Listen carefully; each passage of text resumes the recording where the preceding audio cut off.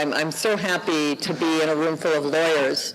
In my office, that's sometimes not viewed as a good thing, but it's nice to be able to be welcomed here with more open arms and in a group of people who not only recognize the importance of the legal profession, but are themselves making a tremendous contribution to the rule of law and to human rights more broadly. So I'm very grateful to be here today, and I thank the Union Internationale des Avocats. I'm particularly glad that this important group has decided to, in its work and in this meeting, to look at the issues that we're discussing today of refugees, and as my colleague Volker Turk has spoken, and on my part, to look at the questions of migrants. Too often these issues are seen as divisive or potentially not relevant beyond those so-called unfortunates who are directly involved. The reality, of course, is much different. Here in Switzerland, and particularly in Geneva, as our moderator will well know, migration is essential to the vibrancy of the city and the institutions based here. I'm a migrant, as are the vast majority of my colleagues at the UN Human Rights Office. When we do focus on migration, refugees and the respect for the Refugee Convention is a natural point of attention and convergence, especially within the legal community. It is helpful to have the 1951 Convention as a touchstone, and defense of its framework is something that we can and should do with as much vigor as possible, as Volker has already eloquently explained this morning. But the story of migration is about more than refugees. As the UN Special Rapporteur on Migration, Francois Crapeau, has so eloquently described, quote, migrants come due to push factors, conflict, natural disasters, persecution, or poverty. They also come due to pull factors, such as unrecognized cheap labor needs of destination states, especially in construction, agriculture, hospitality, or caregiving. None of these factors are likely to decrease in the foreseeable future. Crapeau goes on to argue then that treating migration itself as a crisis is problematic. He insists that, quote, we must accept that repression doesn't deter migration. It is in the DNA of humanity. We must acknowledge that we'll be powerless to prevent migration in a democratic way, as we won't allow ourselves the levels of violence that would be needed to stop it. We must therefore recognize migration as a fact of life and regulate it. Yet there is no doubt that we're failing to meet the challenge that my colleague Francis Crapeau has described, as the stories of today's migrants today reveal in horrifying fashion. I've heard directly from our staff who have traveled to Greece or Italy or other migration hotspots. From them, I've heard about a 14-year-old boy from Pakistan who crossed through Iran into Turkey and then to Greece. He and his cousin had left home in search of work. They came from a poor family. When our team met him, the boy was clearly traumatized from the experiences he had gone through en route, including trekking through mountain passes where he had to walk over dead bodies of other migrants, having to work in a factory in Turkey to make money for the onward journey where he was verbally and physically abused by his employer, and then having experience of his boat from Turkey being violently rammed by the Turkish Coast Guard as they tried to make their way into Greece. I've heard the story of a young man from Cote d'Ivoire who had watched his brother drown as they tried to leave Libya on an overcrowded boat, which had capsized after being intercepted by the Libyan Coast Guard. He'd been then taken back to a detention center and showed our team the scars on his hands and arms from the abuse he had suffered there. Most disturbingly to me, he told our team that they were the first ones to have asked about his journey and his mental health, although he'd been in that hotspot for nearly a week. There were virtually no trauma or psychosocial care being provided there, and the only relief provided to this young man had been a notebook to write down his nightmares, but unfortunately he was barely literate. We also met a young Nigerian woman who arrived in the hotspot nearby, who was 4 or 5 months pregnant as a result of the rape she had suffered in Libya. She had been working in Libya to finance her onward journey and had been assaulted by her employer. She did not want to risk access to justice in Libya and chose instead to cross the sea to Europe as the only way she could think of to escape from her hellish situation. As these stories make abundantly clear, The precarious movement of migrants that we are witnessing today is rarely entirely voluntary in the true sense of that term. When hundreds of thousands of people are making long and brutal journeys across inhospitable deserts and on the high seas, knowing that they're putting their lives at risk and the lives of their children at risk as well, it's safe to assume that they feel they have no other choice. Refugees are fleeing conflict and persecution. Other migrants are forced to move because of extreme poverty, because they lack access to decent work or education and health care, because they are separated from their families, or because of the consequences of environmental degradation and climate change. Migrants who have started their journeys whole and healthy often arrive at their destination having suffered profound trauma and abuse. The Universal Declaration on Human Rights recognizes, quote, the inherent dignity and the equal and inalienable rights of all members of the human family. We should not treat members of our family like this. Rather than dividing human beings into deserving and undeserving categories, juxtaposing one vulnerable individual against another, we must reaffirm that regardless of the reasons people move, how they cross the borders and the status they have, every person is entitled, under international human rights law, to all of their human rights without discrimination. We need to actively look for ways to ensure the respect and dignity of people on the move. And obviously, lawyers and bar associations are key players in ensuring the legal rights of all people and migrants are respected. Against the backdrop of increasing threats both to migration and migrants, the legal profession is critical to upholding the human rights of all migrants, regardless of their status, including refugees.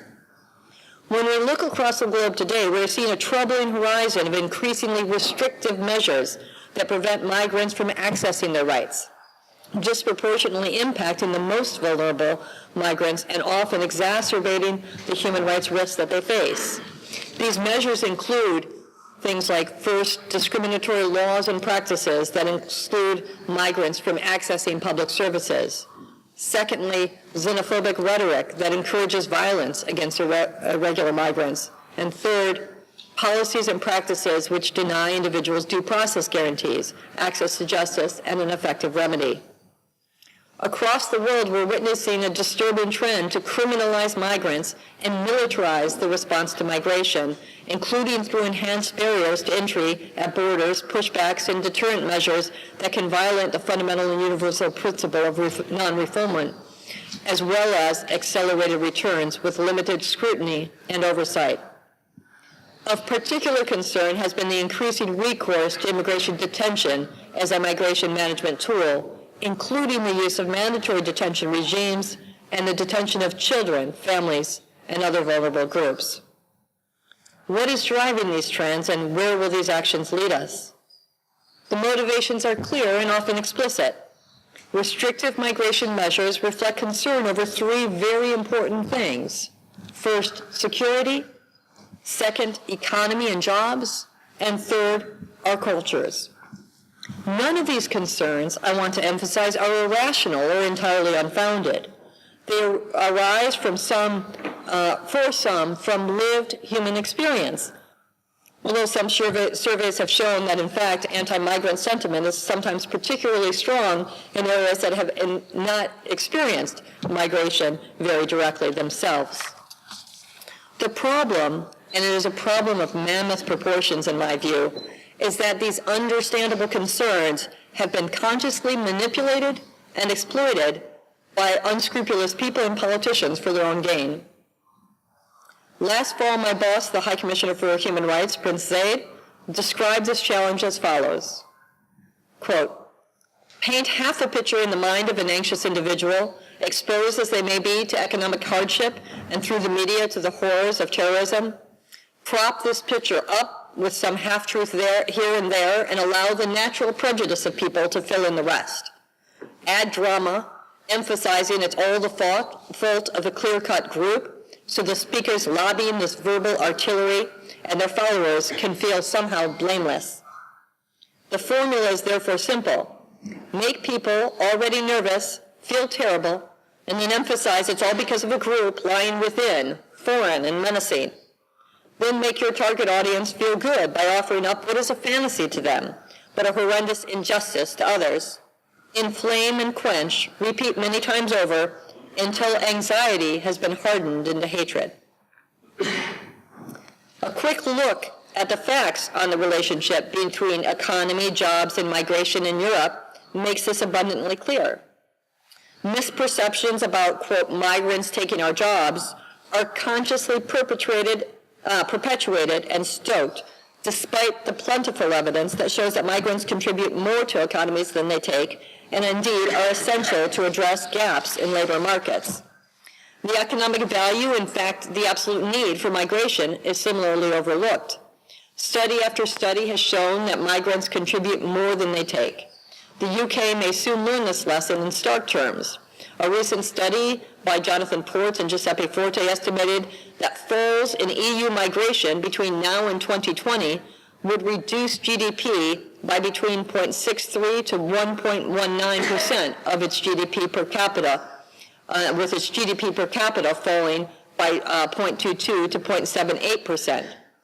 Demographic trends show that many destination countries are experiencing population decline. Workers are desperately needed to fill this gap. It's been estimated that the German labor market will require 500,000 migrants annually until 2050. There's also increasing evidence that migrants contribute more in direct and indirect taxes than they take out.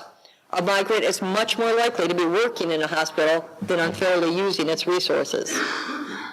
In much of Europe, as well as in the US and other countries, there are insufficient regular channels for the entry of those sectors of migrants, usually low-skilled, low-wage, that are most needed by care economies, hospitality, construction, fisheries, etc., and that leads to a proliferation of irregular pathways. As this clandestine market grows, and states respond by greater border deterrence measures, greater organization, often but not always transnational organized crime, is needed to smuggle migrants. The stakes are raised, more risks are taken by migrants, often leading to more deaths, and a vicious circle develops. Similarly, marginalizing and excluding migrants in our communities enhances security's threats and costs rather than making us safer, for example, by making it difficult for migrants to assist police. A review on studies of immigration and crime by Alex Noroste found that, with few exceptions, quote, immigrants are less crime-prone than natives and have no effect on crime rates. Similarly, cultural identity concerns are exploited, and examples of immigrants strengthening their communities are neglected. In fact, ensuring robust human rights protection is not only the right thing to do, but also the smart thing to do, and it leads to more equal, fair, and peaceful societies. Conversely, we have seen that the impact on our societies of letting fear and hate dictate how we deal with migrants and govern migration. The cost of such policy choices is felt not only in economic terms, but more deeply in the cost that we see to the values and principles upon which our societies are based. We need to invest more heavily both in correcting these misperceptions and compiling the evidence on the contributions of migration and diversity, as well as finding language and approaches that resonate and build understanding that tolerance and inclusion are not just right, they make us stronger. Tackling xenophobia will require targeted and long-term efforts that include strengthening the rule of law, an area in which, of course, this association and its members can play an effective role. It will require education, sensitization, and awareness building to counter misinformation and to change perceptions and attitudes, including of public officials or media personnel. These efforts must aim to change the negative public narrative on migration and asylum from one based on prejudice, fear, and misperceptions to a positive narrative based on evidence on the positive values of human rights, inclusion, solidarity, humanity, and on the many and varied ways in which societies are enriched and enlivened by migrants and refugees. Last September, the UN's member states took an important step in that direction with the adoption of the New York Declaration. In that declaration, states committed to fully protect the human rights of all refugees and migrants regardless of their status, and agreed to devise comprehensive responses that will demonstrate full respect for international human rights law and related standards. The New York Declaration calls for the development of global compacts on refugees and on the safe and orderly migration. This process, in our belief, should pay particular attention to the needs of migrants in vulnerable situations who need specific protection interventions, even though they may not be refugees. In partnership with other agencies of the UN system, including UNHCR, OHCHR has sought to increase the clarity of the factors which produce this vulnerability. Such vulnerability is often a range of factors that are intersecting and can coexist simultaneously. Situations of vulnerability may change over time as circumstances change and evolve.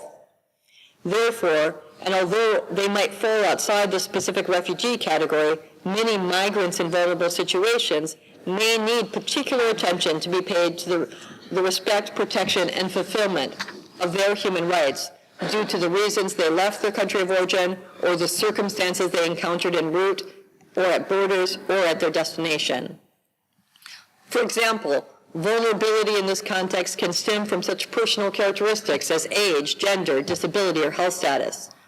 Analyzing and exploring the parameters and limits of such situational and embodied vulnerability presents an opportunity to understand the diversity of the migratory experience that are evident today beyond this dichotomy that we sometimes have of refugees and migrants.